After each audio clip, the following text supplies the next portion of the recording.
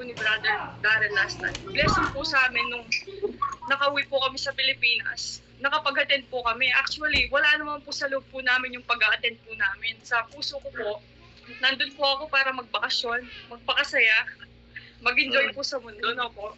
Pero yung time po na kadarating po namin, meron pong 1 hour prayer na kailangan pong puntahan namin kasi nag-a-attend po lahat ng kasama po namin sa bahay. So yun po, for the sake of attendance, nandun po kami. Tapos nakigaya po ako sa suot po nila kasi sabi ko nila ni Manda, wala ka na bang mas mahaba dyan? Yung suot ko po kasi noon na ano po above the knee.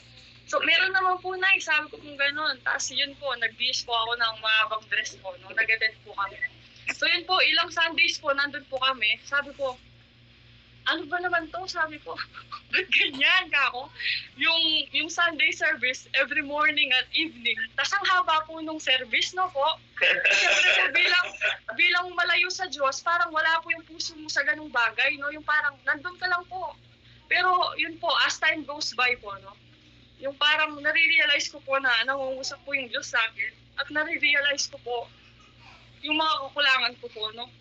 Meron pa pong time noon na isang Wednesday, dahil yun nga po, yung hindi po kami malapit sa Diyos, niyaya pa po namin yung mga kapatid ni Darrell. Tara, mag-exam tayo, sabi po namin ganyan. Hindi po kami nag-attend ng prayer meeting. No? So, ganun po kami kalala. Parang nandun lang po kami na, sige, kasi nag-a-attend sila, attend ako para pong ganun. No? Parang mahiya naman ako hindi mag-attend para pong ganun. Tapos, meron pa pong time na, meron po sa church na i-discuss daw po yung about sa standard. Nagsakit-sakitan po ako noon, hindi po ako nag-attend. Sabi ko, hindi para sa akin to. Standard, sabi ko kung gano'n, no? Hanggang po sa unti-unti po, no? Nag-a-attend po kami every Sunday at nahaba po yung ang aming pong pag-stay doon. So nahaba din po yung pag-a-attend namin. Dumating po ako sa time na na-realize ko, ang dami ko pong pagkukulang sa Diyos. Tapos, yun nga po, bina-Bible study po kami nila Pastor at nila Ma'am Kes. Si Ma'am Kes po, nag-one-on-one po kami that time. Sabi niya, siya, tingin mo ba, ligtas ka? Sabi niya pong ganyan. Kung mamamatay ka ngayon, pupunta ka ba sa langit, sa impyerno? So nag-pause po ako, nag-isip po ako. Tapos sabi ko, dumating ako sa time na to. Alam ko, ligtas ako. Sabi ko pong ganyan. Tapos sinagot ko po kay Ma'am Kes na, Ma'am, ligtas po ako kasi tinanggap ko po si Jesus Christ noon bilang aking sariling Diyos tagapagligtas. Tapos, para pong na-strike yung puso ko, sabi ko kung ganyan. Yung time po na yon, sigurado po akong ligtas kasi naramdaman ko po yung kagalakan sa aking puso. So, bumalik po ako sa time na yon na tinanggap ko po yung Diyos.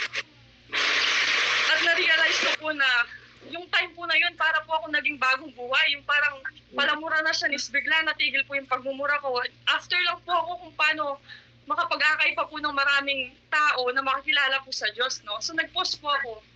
At little did I know po na kailangan ko lang po palang bumalik dun sa first love ko, yung unang pinaka-nagmahal po sa akin ng lubos, para po makapagbalik po ako. Kasi kung sa sarili ko pong kakayanan, hindi ko po talaga kayang bumalik sa presensya po ng Diyos kasi naging bakamundo po ako. Naging after po ako sa pleasure ng mundo. At yun po, unti-unti nare-realize ko po na yung Diyos po, yung pag-ibig niya po sa akin, unconditional. At parang na-realize ko po na when God forgives, He forgets. So parang hindi ko po kailangan ikulong yung sarili ko na hindi, makasalanan ka na eh. Nababad ka na sa mundo, magpatuloy ka lang sa ganyan, nadanasan mo na yung ganitong pleasure, di ba? Tapos, haayaan mo na lang ba yung ganon? So parang kung ganon, no? Meron pa pong time no, na nag-Bible study si Pastor. Yung dinidiscuss po niya is about sa good ground, yung mga ganon po, no? Pero ewan ko po, iyak po ako ng iyak that time. Yung parang sobrang po akong iyak kasi nangungusap po yung Diyos na na-realize ko na, anak, hindi pa huling lahat, bumalik ka sa akin, para kung gano'n, no? Kaya yun po, nung pong time na malapit na po kaming bumalik sa Canada, naiyak po ako at sabi ko, ayoko pang umalis kasi sabi ko, pagbalik ko doon, baka mawalan naman ito, hindi ako makakapag-attend, baka mamatay na naman ito pong, yung pong nakabalik po ako sa Diyos, no? So yun po, sa biyaya po ng Diyos, no? Nakauwi po kami dito, pero nagpatuloy po yung online Bible study, so yun lamang po yung nagsusustay sa amin at that time. Kami lang po dalawa ni Darrell. Dito po yung Wednesday po na to, kami lang po dalawa ni Darrell yung nagba-Bible study that time. Tapos po parang dumarating ka sa punto na parang nakukulangan ka na, Lord, ganito lang ba kami yung Sunday dinidiscuss na preach na para sa iyo pero hindi pa kami nakakasamba. So yun po, nakikinig lang din po kami sa live noon every Sunday. Hanggang sa titingnan ko po yung pamilya ko, tatanong ko po yung sarili ko na, yung pamilya ko ba ligtas? Sabi kong gano'n, no? Yung pamilya ko ba ligtas ba sila? Sabi kong ganyan. Baka pumunta din sila sa impyerno. Sabi kong gano'n, no? Kaya yun, yung parang nagsumikap po kami na ayusin po talaga yung buhay namin. At transform naman po talaga kami ng Panginoon. Kasi alam niyo po sa Pilipinas, yung puro dala ko pong damit noon, mga sexy-sexy po, no? Na crop top at mga ano po klaseng damit. Pero sa biyaya po ng Diyos, tinuruan niya po ako kung paano po manamit. Sabi niya nga po, dress modestly. Ikaw na babae, maging presentable ka. No po, sabi ko, minsan hindi ko po naiintindihan yung mga preaching ni Pastor, pero dumating po ako sa time na ako mismo nabasa ko po sa salita ng Diyos at doon ko po na-realize na yung pinipreach po ay totoo at ganun po yung standard na meron pong standard sa paglilingkod po sa Diyos, no? At yun po, to make the long story short, yung naalala ko po agad si Aaron kasi alam niyo po yung parang chaotic po kami pagdating sa kanya, yung dami pong problema. Tapos na-realize ko po na kung ako hindi mababagong taong to, yung Diyos kaya niyang baguhin. Si Aaron, sabi ko gano'n, no? So dumating po kami sa time na nag-sharing time kami, sabi ko, Kuya, tingin mo ba, ligtas ka? Sabi ko kung ganyan sa kanya, no? Naglakas loob po ako. Sabi niya, tingin ko, sabi niya, hindi. Kasi makasalanan ako, sabi po niyang gano'n, no? Tapos doon ko po in-explain sa kanya na, alam mo ba, ako, ganyan din ako, yung parang kinukuno ko yung sarili ko na hindi ako ligtas dahil makasalanan ako. Pero na-realize ko, sabi ko, yung Diyos ang tanging daan sa kaligtasan, hindi tayong mga tao kung ano yung gawa natin. Kung gaano tayo kasama, sabi ko kung ganyan, no? Tapos yun po yung time na yun, tinry ko po siyang winin, umiyak po siya habang inuulit ko yung panalangin ng pagtanggap sa Diyos. Tapos, yun po, no, nag-go on po. Every Sunday po noon, kami pong tatlo ni Darren, Aaron at ako, nagsiservice po kami sa basement. Ako po yung special number, si Darren po yung preacher, si Aaron po yung parang nakikinig din po, no? Kami pong tatlo nandun kami sa ibaba. Tapos po, pagkatapos po namin mag-service sa ilalim, akit po kami sa taas, yayakapin po namin ng mga pamilya po namin, no?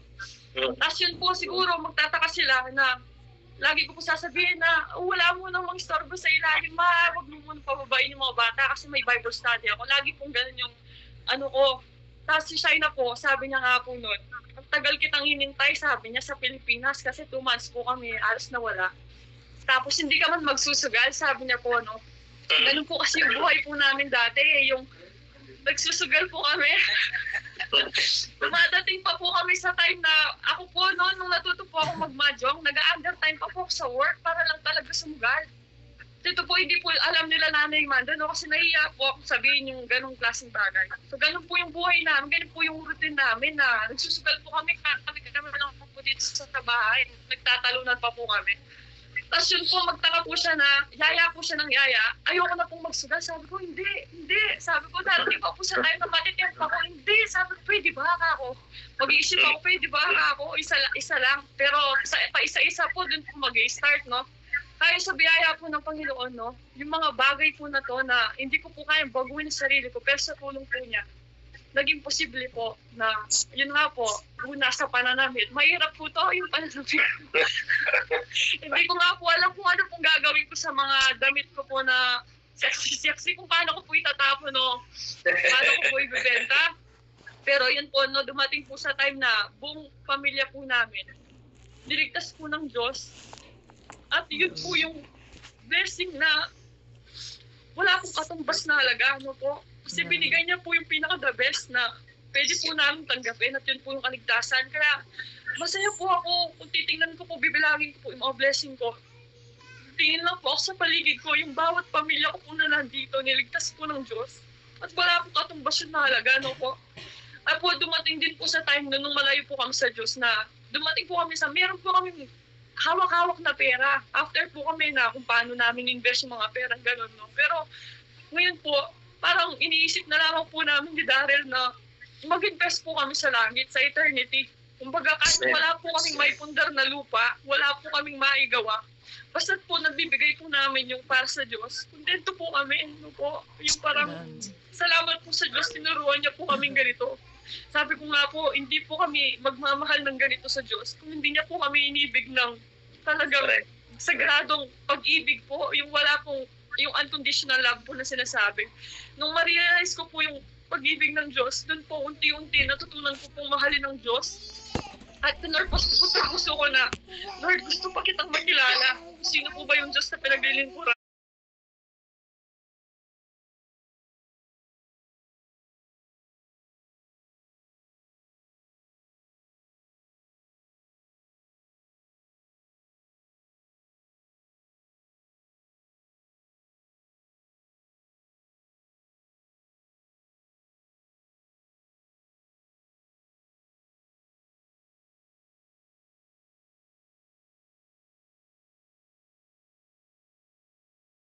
Patuloy sa paglilingkod sa Diyos. Parang tulungan po talaga na sa sarili natin na taliksikan po kanyang salita. Huwag po tayong makontento sa pagba-Bible study at talagang mag-pray po tayo sa Kanya. No? Yung seek po natin ng Panginoon. No?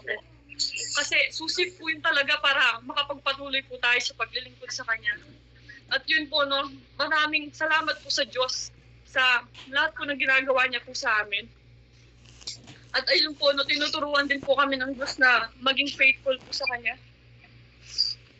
Alam niyo po na bilang malayo po sa church, nandito po, sinabi po nila, Pastor, noon, ni-encourage po nila kami nung unang-una pa na maghanap kayo ng church na kagaya ng standard ng church natin dito para po ganun yung sinasabi po nila sa amin. No? Pero yun nga po, wala po kami nakita. Salamat po sa Panginoon na ngayon meron na pong pagtitipon every Sunday. At naniniwala po ako na darating ang time na makakapagtayo po siya ng church dito ng Panginoon. Na hindi na po sa bahay tayo magtitipon. Meron pong bahay na sambahan na mapupuntahan po natin na doon po tayo. Mas malaya po tayo makakapaglingkod sa Diyos, makakapag-invite pa po ng mga tao. No po.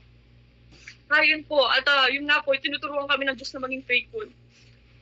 Kasi lalo na po nung last time na-confirm ko po na giving is an act of service, sabi nga po ni Pastor. So yun po, pagbalik po namin dito, sabi ko, malayo kami sa church. Paano kaya yung makakapag-servisyo kami kahit malayo kami dyan? Sabi ko nga po, yung we have this opportunity po na makapag-work abroad. So sabi ko, kahit lang man lang sa pagtatayt, sabi ko, maging faithful kami po ni Daryl, no? So yun po yung ginawa ko po ever since na na-baptize po ako, nakabalik po kami na inayos ko po talaga yung mga tithes po namin. Sinusula ko po everyday kasi ayoko pong hulaan. Ayoko pong pagdating po ng end of month, hulaan ko po kung anong bibigay ko sa Diyos. Pero hanggang ngayon po, ginagawa ko po yung bagay na sinusula ko po yung daily earnings ko.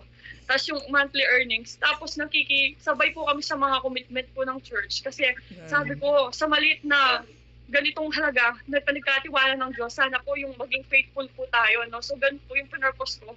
Sabi ko, para makapaglingkod din talaga ako sa Diyos, so makatulong po kami sa parang ano po, sa need po ng church, no? Para, alam niyo po yun, kasi part ka ng isang church. So parang, lahat po ng program ng church, kasama ka po sa mga ganung bagay kung gusto mo po talagang maranasan yung blessing ng Panginoon. At blessing po talaga na hindi po matapos sa kaligtasan yung pong Christian life po natin. Gusto-munod po tayo sa tubig ng bautismo po, no?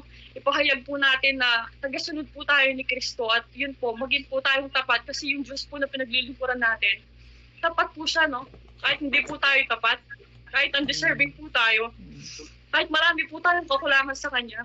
At alam niyo po, dumating ako sa time na naisip ko, sabi ng Bible, what is man, Lord, that thou art thoughtful of Him? So sabi ko, Lord, sino po ba ako para mahalin mo akong ganito? Very unworthy, very undeserving.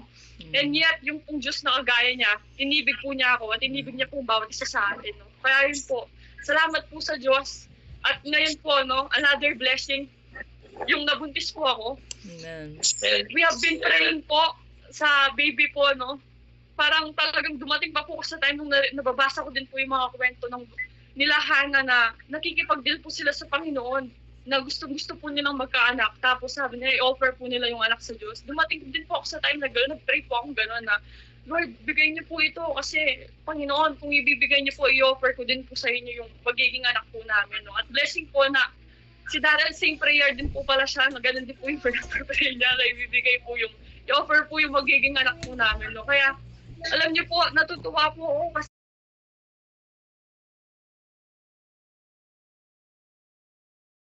pagka when the time is right, the Lord will make it happen. At yun po nangyari po, no? Kasi alam po ng Diyos yung mga desire po ng puso natin. Kaya salamat po sa Diyos sa bawat blessing po na natatamasa po namin.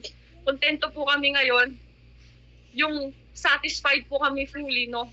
Dati po, lagi ko pong hinahanap yung satisfaction pero hindi ko po mahanap sa mundo. Parang yung mundo, it just keeps po na you want more, para pong ganun. Pero temporal po yung ino-offer niya, no? Kaya yun po, nung nakilala ko po si Jesus Christ, ang ating Panginoong Jesucristo, na-satisfied po ako, na-contento po, natuto po ako makontento. At dami po naming biyaya. Kumakain po kami more than 3 times in a day.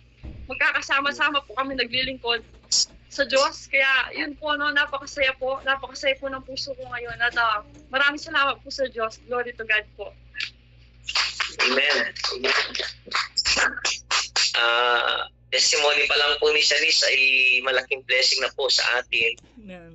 Salamat siya sa inyong faithfulness sa Panginoon.